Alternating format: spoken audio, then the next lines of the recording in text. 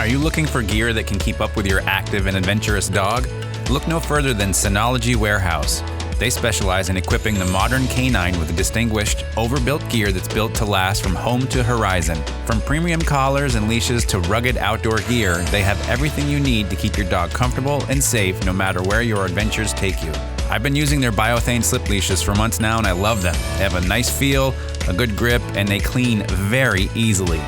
Use coupon code Vermont to receive 10% off your purchase. Head over to Synology Warehouse on Etsy today and give your dog the gear they deserve. Synology Warehouse, overbuilt gear that's built to last from home to horizon.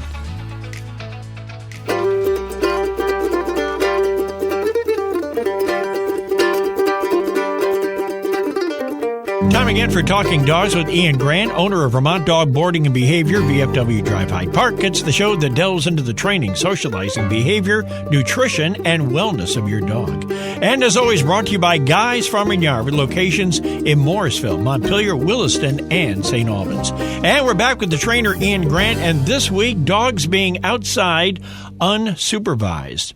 Is that a good idea, keeping your dog? Well, I guess it depends on how well you've trained your dog so far. You know, and I think one thing that this has stemmed from, too, is people working from home a lot more. And, you know, normally those dogs would have been in the house or in the crate, but because there's more Zoom calls and business calls and conference calls happening, I think people are just kind of putting their dogs outside because it's just easier. They can't tend to them while they're working. And let them do their own thing? Let them go outside and probably stay in a fenced-in area or stay hooked out. Well, yes. Hopefully. Yeah. But this kind of is a new routine and a new pattern that gets created. And unfortunately, there's a lot of negative things that come along along with this. And we touched on it last week, but this is, and I say this a lot, it's decision making. So if we leave a dog outside, especially a young dog, if we're talking 6 months, a year old, whatever, obviously I'm hoping people don't do it in the winter here. Right. But in the warmer months, that if dogs are outside for an hour or 2 hours at a time, they are just creating their own entertainment.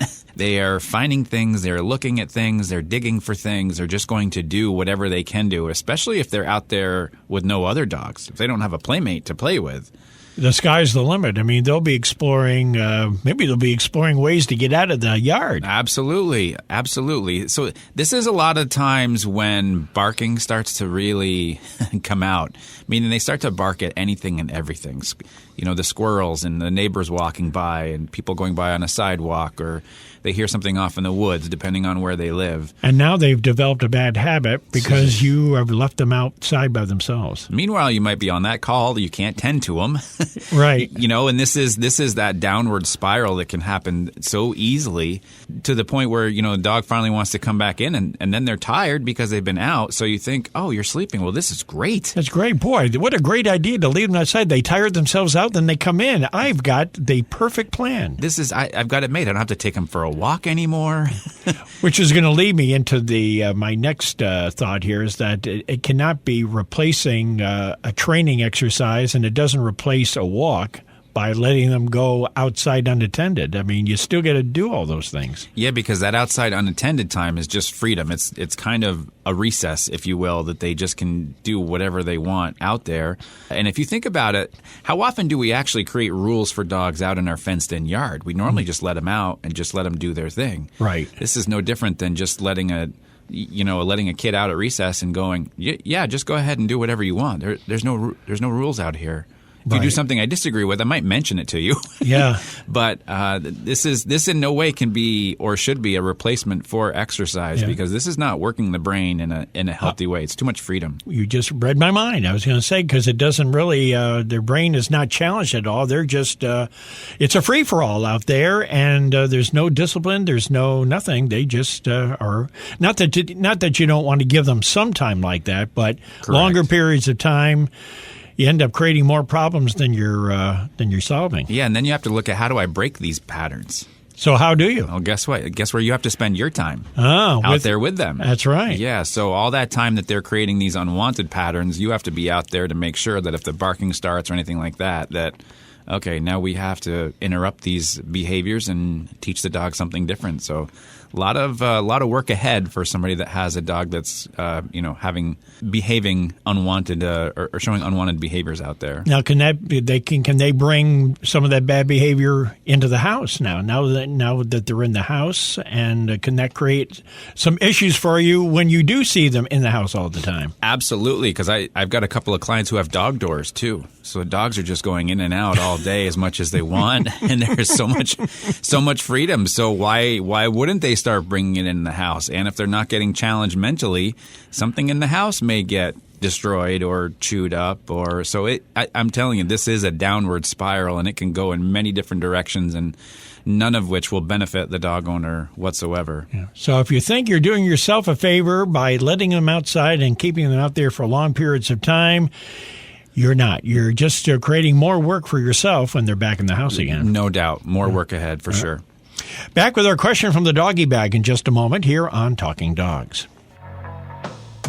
Roaming is a Los Angeles-based premium lifestyle brand that is motivated by nature. Roaming features high-quality, earth-friendly dog products made from renewable and natural materials like their bio-based and 100% compostable biodegradable dog poop bags. These bags really are awesome. I've been using their bags for a few months now, and I love the durability, the way they feel, and the fact that they are good for the earth. They also have a special discount for our listeners. Use code VermontDog to get 20% off your first purchase, including 20% off the first 3 orders if you sign up for one of their poop bag subscriptions. They also have some beautiful leather leashes made right here in the USA.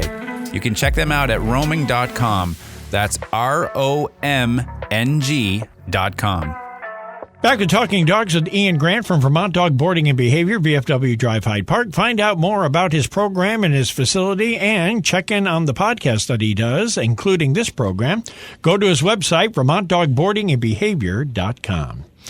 Our question this morning, Ian, is how do I get my dog to stop begging at dinner time? I'm going to listen attentively to this one. Of course, I can supply one thought, though. What? How did it happen? Why is it begging? It must be that the owners must have let it go to start with, right? Absolutely. This is lack of rules and boundaries. It's on us. It is on us. Yeah. What not to do is put your dog outside.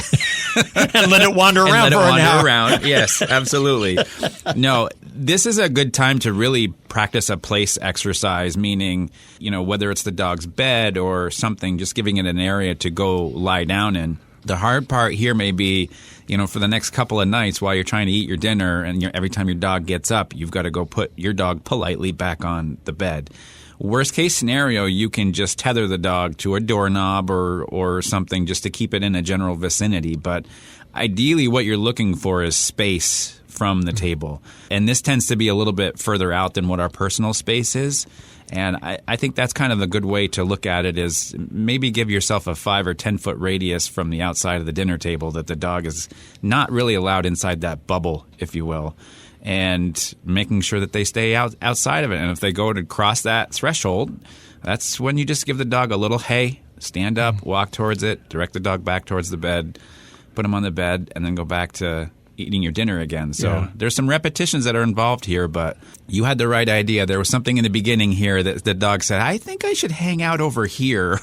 There might be something good for me. And many of the dogs that my wife and I have had, they know exactly where the line is. You'll go back and you'll correct them, and you know right where the line is, and they will go right up to the line and lay down. Right to that line, and of course, if that's the line you determined, then I guess they're there. But I was just wondering, do you have to have them away where they don't see you at all eating dinner? Not necessarily. I don't know if I actually have taught people to put their dog into a place where they're not seen or be a part of everything. Yeah. If you're working on a place command just obedience-wise, then eventually you want to be able to walk into a different room. But that's not like I'm gonna send you to your room like a exactly a kid that's behaved badly, something like that. No, so I just want distance. That's really just distance and respect is what we're looking for. So you want them to be kind of part of the dinner without being in your dinner, so to speak. Exactly. I've had a couple of clients tell me that their dog has jumped all fours up on the dining room table with the food on the table. So we need a little more space than that. A lot more space than that, that's for sure. If you've got a question for Ian, you can email him directly to info@VermontDogBoardingAndBehavior.com.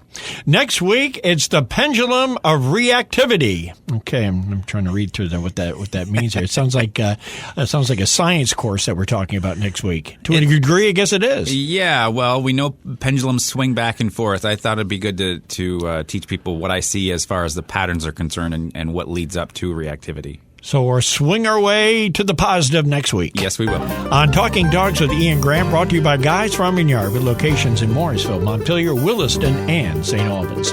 And for the trainer Ian Grant, I'm Roland LaJoy, and we are Talking Dogs.